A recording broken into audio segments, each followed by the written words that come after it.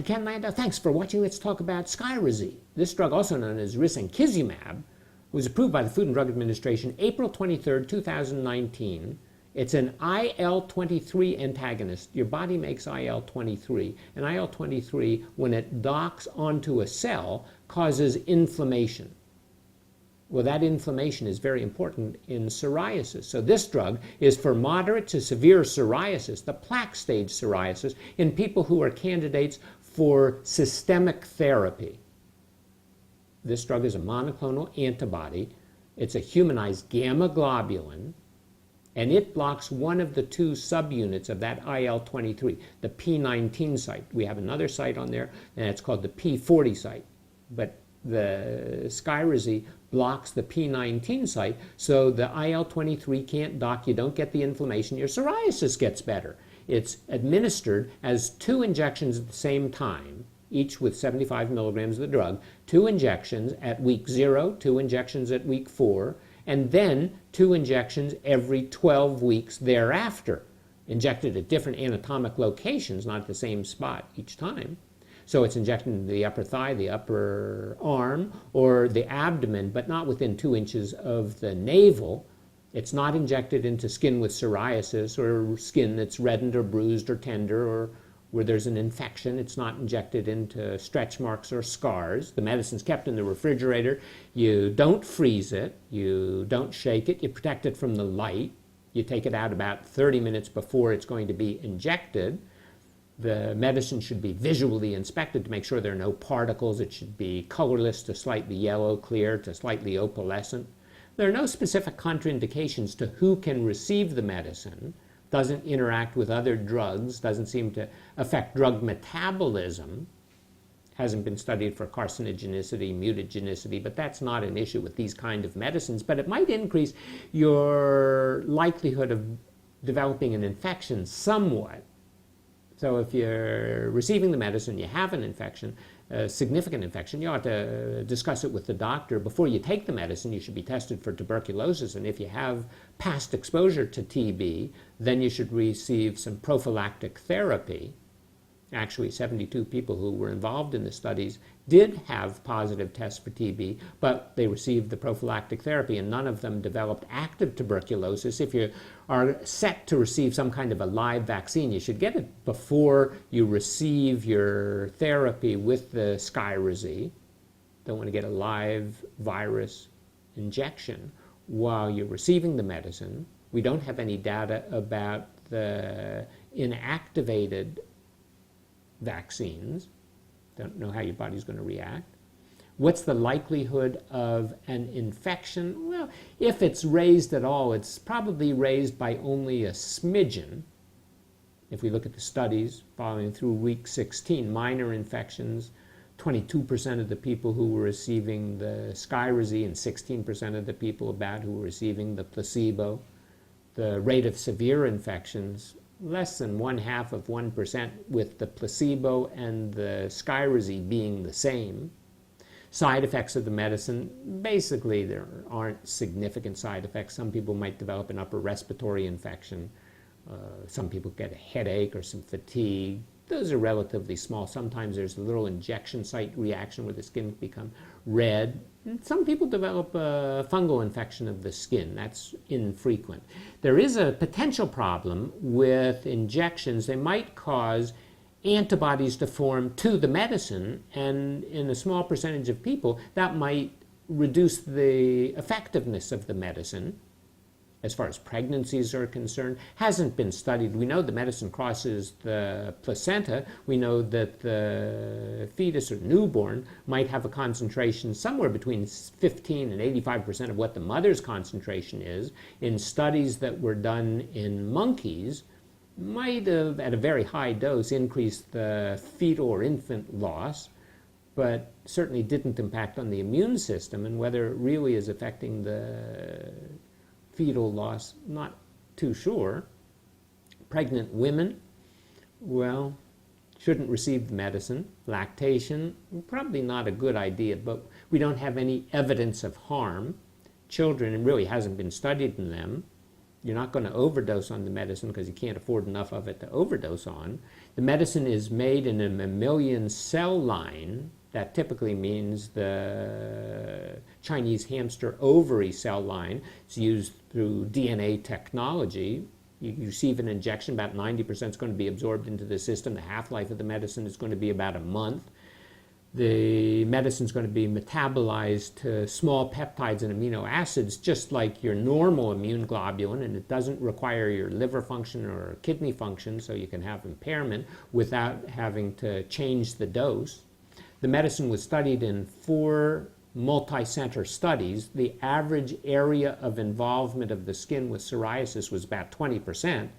The physician's global assessment, the rating of the skin, was involvement moderately in 80%, severely in 20%, and the PASI score was 18. Now, the PASI score could range anywhere from 0 to 72. What is the PASI score? It stands for Psoriasis Area and Severity Index, and it's difficult to comprehend, but what it basically does is divide the body into 4 areas: the head, the arms, the legs, and the torso.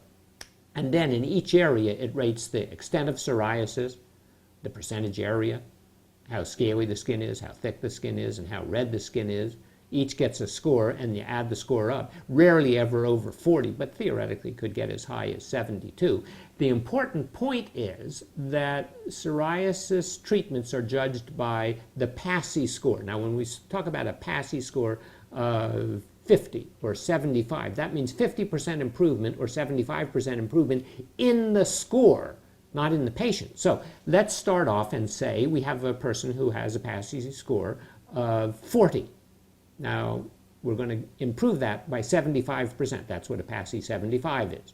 So now the person at the end of therapy is going to have a PASI score of 10. On the other hand, if they start at 10 and we improve them by 75%, they're going to have a PASI score of 2.5. There is a big difference because 10 in the first group, that's the definition basically of moderate psoriasis. On the other hand, if it's 2.5, hey, the person has very minimal psoriasis. So how does the drug stack out? Well, if we look at the physician's global assessment as either being clear or almost completely clear, 85% of the people after 16 weeks are in that group. And if we look at the PASI 90, remember 90% improvement in the PASI score, 75% of them achieve that. That's pretty doggone good. And a PASI 100 means basically 100% improvement in the skin, somewhere between 35 and 50%. And if we look at the physician's global rating of 0, completely clear, at 16 weeks, it's about 35%. And at a year, it's about 58%. Those are some dramatic findings. Now, if we look at people who have a PASI 100, in other words, they're clear, at week 16, and we follow these people on therapy to week 52, only 80% of them are still going to have a PASI of 100. The other 20 are going to have some extent of psoriasis flare up, and many reasons, but one of them could be those antibodies that we talked about a moment ago. Now, there's indication creep as far as who should get these medicines. In the old days, moderate psoriasis was defined as 10% or more of psoriasis. Severe psoriasis was 20% or more of your body surface covered by psoriasis. But now, with all of these medicines available, and for reasons yet to be determined, the rules were changed. So now mild psoriasis is defined as less than 3% body surface area, so more people can get the therapies. Moderate psoriasis, 3 to 10% body surface area, and severe psoriasis, more than 10% body surface area. If we look at the mild psoriasis, that's somewhere about 3/4 of all patients with psoriasis. The other 25% split between moderate psoriasis and the severe psoriasis. Now, if you have mild psoriasis, some topical creams sitting out in the sun, maybe an injection into the site, maybe that's all you need. On the other hand, if you have moderate to severe disease, then maybe it's going to be some of the ultraviolet light, either UVA, UVB, or maybe it's some of the older drugs like methotrexate, or the newer drugs that we're talking about. Now, if we talk about these IL-23 antagonists, there are 3 on the market at the present time. One of them, the first one, was Tremfya, the second one was Ilumya, and now Skyrizi is the third drug in the family. They all work about the same. Now, remember we said the IL-23 had two subunits. One was the P19, the other is the P40. Well, another drug known as Stelara blocks the P40 unit of the IL-23. So that works pretty well. It's an okay drug. Doesn't work nearly as well as the others that we just mentioned. IL-17 antagonists. We have three of those. We have Taltz, and we have Cosentyx, and then we have one that's called Siliq. I call it Silly Q because it's the only one that's been associated with suicide. Well, then the older drugs in the biologic family were the Humira and the Enbrel and the Remicade family. And those drugs are still very good, and they still work. Now we have the PDE4 inhibitors. That's medicine like Otezla. That's an oral medicine. Doesn't work as well as the newer biologics that we're talking about, the injectables. And then we have the older fashioned medicines, medicines like methotrexate, that are very inexpensive, that do work very well, but they have other kinds of side effects. Now, how do these medicines all compare? Well, if we're talking about the Skyrizi, we said that we have almost a 60% clear to almost completely clear after a year. If we talk about Ilumya, it's about the same. Let's say we're talking about, well, how about the Tremfya? Tremfya was the original drug in this family. It works, and some of the studies suggest it works even a little bit better. Maybe 85% of the people have clear to completely clear skin. Taltz, by the way, the IL-17 antagonist, that gives us about a 75% clear or completely clear. Enbrel isn't nearly as good. Humira, on the other hand, is equally as good. Otezla, not nearly as good. How much is the cost for all of this wonderful modern therapy? Well, thank God for insurance, because the first year cost, cash cost, of Skyrizi is $88,500. That's right, $88,500 if you pay cash for it. And after the first year, because you don't need those initial loading doses, after the first year, the cash cost is $59,000. The company says they want to maintain broad and rapid access for the patients. No, they just want to stick it to the insurance companies. The estimated sales of Skyrizi by 2025 are going to be somewhere between $3 and $5 billion a year, with $1.5 billion coming from its anticipated treatment of inflammatory bowel disease. How does the price compare to some of the other drugs? Well, if you go plunk down cash for one syringe of Ilumya, it's going to be about $17,000. Tremfya is going to cost about $10,000. Cosentyx and Taltz going to each cost about a little more than $5,000. Companies need that money, obviously, for the research and development. They don't tell you, however, that in 2018, they spent $375 million on advertising on the television, just for these psoriasis medicines. Cancer drugs, they spent $340 million, and the rheumatoid arthritis drugs, some of which are used for psoriasis too, they spent $585 million. Well, interestingly, AbbVie makes both Humira and the Skyrizi. Now, Humira is their blockbuster, so why are they putting out this new drug? The new drug is going to threaten the franchise of Humira. Humira in 2018 had worldwide sales of $20 billion. 60% of the sales of AbbVie were Humira. Worldwide sales in the first quarter of 2019 are off almost 6%. U.S. sales were up 7% to $3.2 billion just in a quarter of a year. But the sales outside the United States were down by about 28%. They were down 28% because of biosimilars. Biosimilars are kind of like generics that are available in other countries, not in the United States, but in other countries. Now, in order to hopefully gain for AbbVie a good place on formularies, so that when you get a prescription, the doctors can still give you the Skyrizi, they're offering breaks on the price of Humira. They're cutting the cost of Humira by 5 or 10%. And they're going to cut it even more as we get closer to the introduction of the new medicine that AbbVie is coming out with to treat rheumatoid arthritis. So they're getting away from the Humira because the two major indications, are going off patent in the near future. Well, it may well be that there's going to be a price war as some of the companies try to get that favorable positioning or the preferred positioning on the insurance formulary so that when the doctor writes a prescription that you get what he writes or she writes. Patent's coming to an end.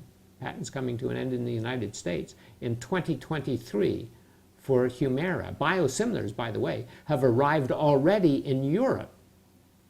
They arrived in October of 2018, and as a matter of fact, if we look at the Netherlands, AbbVie has been discounting the price of Humira to some of the hospital corporations by as much as 90%. Why? Because of those biosimilars. They're trying to drive them out of the market. If they drive them out of the market, then they can raise the price again. But the competition authority in the Netherlands is actually looking into whether this is considered some hanky-panky or not. Now, we've already said that the high prices seem to go a lot to advertising, but how about the research?